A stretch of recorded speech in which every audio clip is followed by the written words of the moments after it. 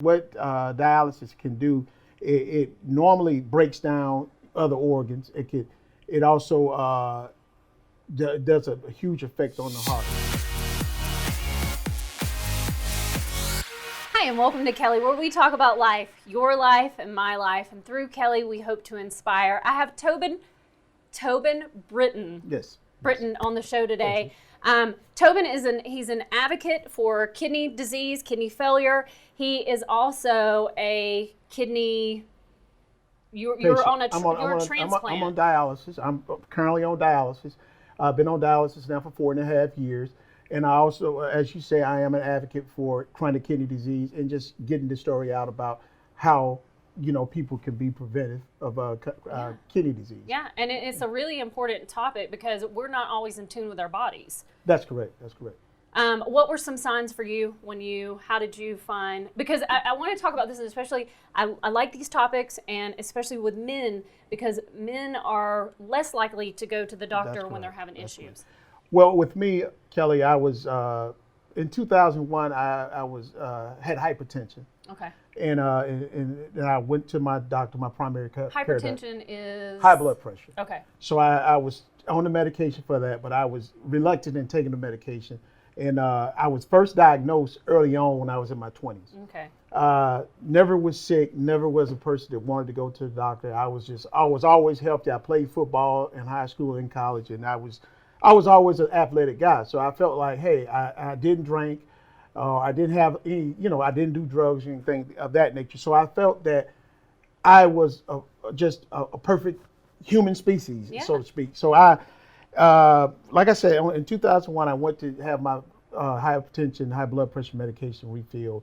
And my doctor at the time was like, well, let me check your urine. And when she checked my urine, I was like, why are you doing that? I thought she was maybe trying to see if I had any drugs in my system. But she was like, well, I'm checking for your kidney. That shows me where your kidney function is. And she said that once she did that, she said I had protein in my urine. Wow. And that gave a red flag. And she said, she referred me to a nephrologist, which is a kidney doctor. And I met with that person. I had a couple of tests done. And it came back that I had to have a kidney biopsy, which is a part of the process for someone with kidney damage or kidney failure. Mm-hmm. So once I was diagnosed with once I had the kidney biopsy, it came back that I had FSGS, which is focal segmental glaucoma cirrhosis of the kidney. Since you have two kidneys, my first thought was, well, which one is the worst? Let's remove it or let's take it out and let me keep moving, go on with my life. And it didn't work that way. He said that, well, usually if you have this type of disease, kidney disease, that means both kidneys are infected. So that was my first. So let me ask you something. You have kids? I do. I have 4 kids. How did that affect you and your family? Well, at the time, it was not a big, huge effect on me because I didn't accept it. I don't feel sick. And that's the thing. With chronic kidney disease, you don't have telltale signs. Mm-hmm. It's not something that you're going to like stomach pains or headaches or, stuff that indicates that you have something going on with your body inside. Chronic kidney disease is a disease that gradually progresses as you keep living. And once it's stages. It's 5 stages that chronic kidney disease persists in. It's stage 1 to the stage 5. Once you go from stage 1 to stage 5, you are about 15 to 10% kidney function. And you said yours got down to 15%? Mine's got down to 15%. And at that time, I had to make some life choices. Either I had to go to try to find a living donor or be placed on dialysis. And so in 2013, I went on dialysis. Mm-hmm. I had to go on dialysis, and a lot of people in our communities don't know about how this affects people.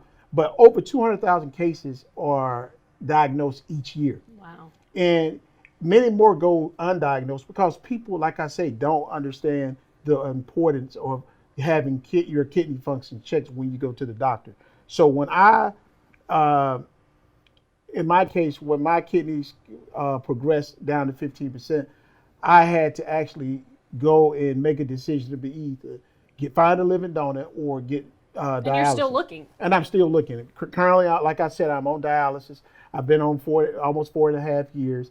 I am on the transplant list, and some people are not as fortunate to be a breast. Once I found out, I started volunteering and reaching out to organizations around the country and around the city of Atlanta, which we have tons of organizations that can help you navigate and try to find the best doctors or the best facility to be treated for something of this nature. But like I said, the first process is to try to have to be tested, and that takes a blood test, urine test with your local doctor. So I always tell people when I meet them to always check your kidney functions when you have an appointment with Now, your can doctor. this be something that people get because they don't drink enough water and they let their body get dehydrated, or is that more a myth, kind of? Well, that is a myth. I mean, but the risk factors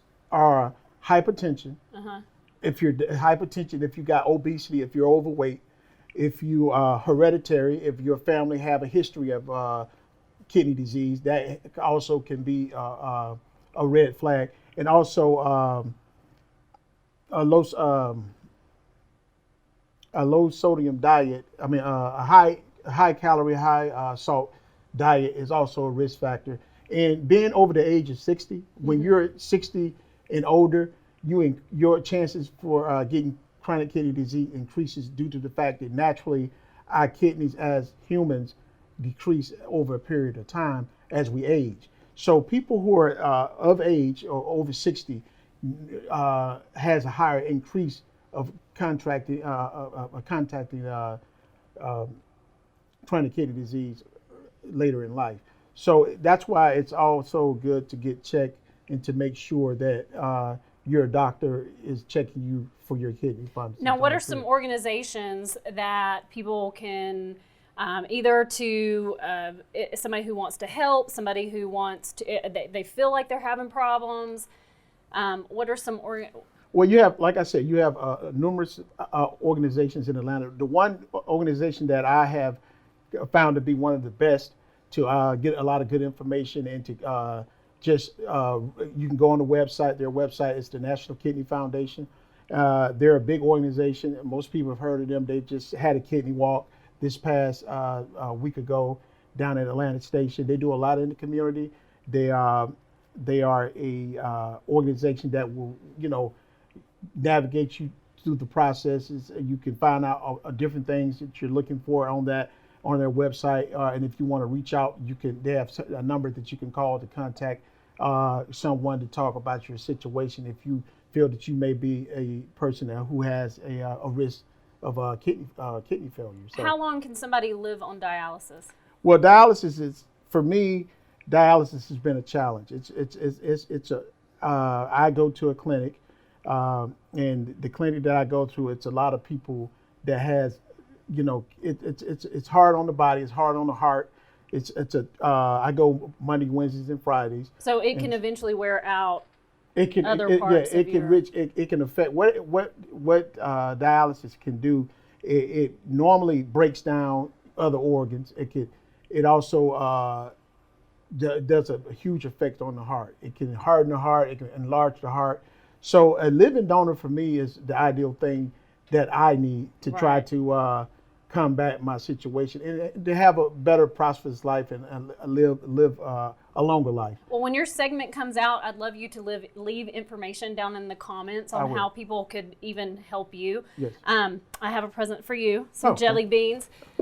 That's just to remind you, I mean, I'm sure you've seen the show. It's to remind you that you're a gift in life. And anytime that you come out and speak about things that you're going through, it helps somebody else. Okay. And so if you had some advice to give to a young person, I want you to go back to your 20s when you first found out. If you could go back and talk to yourself at 20, what would you tell yourself? Well, like I said, at 20, I thought I was invincible. I thought nothing could stop me. But I was wrong as I found out now. I'm 46 years old.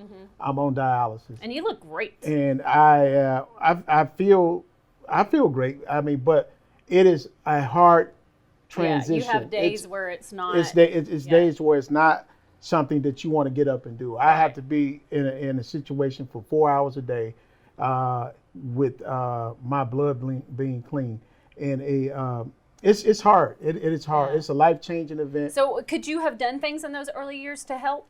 Yes, if I had taken my medication, Uh-huh. anytime a doctor tells you to if you got high blood pressure, if you're overweight, lose the weight, take the pills, follow your doctor's orders. And that's one of the biggest things that I made a mistake in when I felt like the doctors didn't know what they were talking about. I was 22, 23, Yeah. and they were saying, hey, you got your blood pressure's high, you need to control it. And I never knew that your blood pressure plays a vital role in all of your body organs, and your kidneys especially. And if I had known the weight of what I was dealing with in my 20s, I would have corrected it. I would have took the medication. That's exactly Bryant Deal, who was another guest on the show that you saw. He was talking about he's in the same situation, Yes. and that's exactly what he said. He said, I should have taken the medicine. I should have. But he felt fine. And that's the thing. You feel fine. Even though you feel fine, you look fine. Things can go telltale sign. Can go undetected. Chronic kidney disease is an undetectable disease. It's not something that you'll wake up and you'll have pain, you'll have headaches, or you'll have stomach aches, or you'll have muscle aches. But as you go on, and if you disregard your blood pressure, if you have a high blood pressure, go in, see a doctor, get tested. If medication is prescribed, take your medication that's prescribed, and live a full and healthy life. And that's what I want to get out today. That's why I'm here today, to let people know that you can control your own life without being in a situation like I'm in right now, facing dialysis 3 times a day and in need of a living donor. So I thank you once again for having me. I think giving me an opportunity to just talk to some of your listeners and allow them for me to help them, and them, if they can help me, I will be very appreciative. And I just thank you for having me on. Thank you very much. If you guys have any questions regarding this topic, come on and say hello to Tobin. He's here to answer questions and to talk to you. We hope this segment educated and inspired you.